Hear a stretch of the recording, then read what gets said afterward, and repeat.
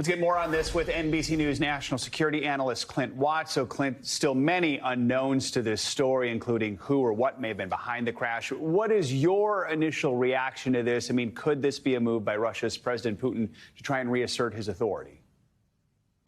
Well, we don't know. It is just striking. It's only been 2 months since that mutiny that was led by Prigozhin. We saw him down in the area known as Rostov-on-Don, which is the military headquarters, really, for the invasion of Ukraine.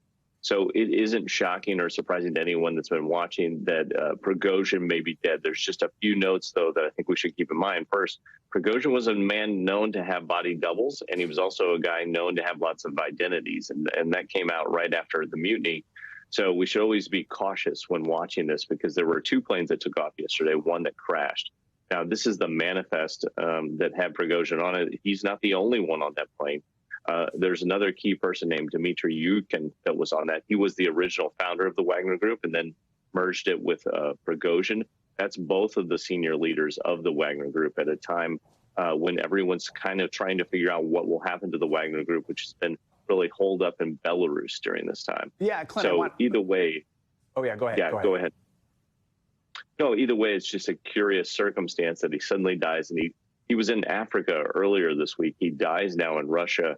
It just is an awfully suspicious circumstance. I'm sure we'll get more information as it goes, but we may never know exactly how that plane came down. I do want to ask you more about just the implications of this if Prigozhin is confirmed dead. What is the impact on the Wagner Group, do you think? And what's also the impact and the implications for Moscow?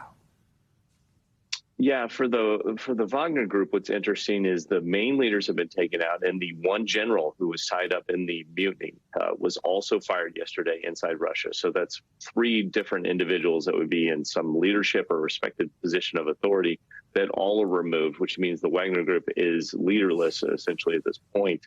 That would beg the question, would it be somebody rise up from the ranks to take over the Wagner Group, or would there be somebody move in to buy essentially the Wagner Group? Remember, these are mercenaries. They're not just a regular military outfit. And then what would they do from there? I think the place to watch is Africa. Wagner Group does lots of the pseudo-military operations there. Securing extraction industry is really the leading edge for a lot of Russian influence. Who would take that over, or what would take that over? There's just a lot of questions and how this will ripple out. I think inside Russia, you got to look to see on Telegram with those people that can actually speak. What do they say about Prigozhin and how do they react to it? Because he was a man kind of seen as a populist there. Really very similar but opposite of Navalny, populist versus the real elite of Putin.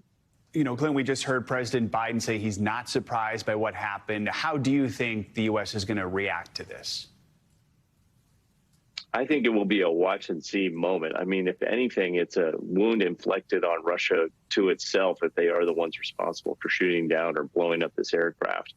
It will create a rift in the ranks. Remember, those that are fighting in Ukraine on the Russian side, those are prisoners. Those are conscripts. Those are people that are forced into the military. That's where to watch is what their reaction is. All right. Clint Watts, appreciate your analysis. Thanks for joining us this morning. Thanks for watching our YouTube channel. Follow today's top stories and breaking news by downloading the NBC News app.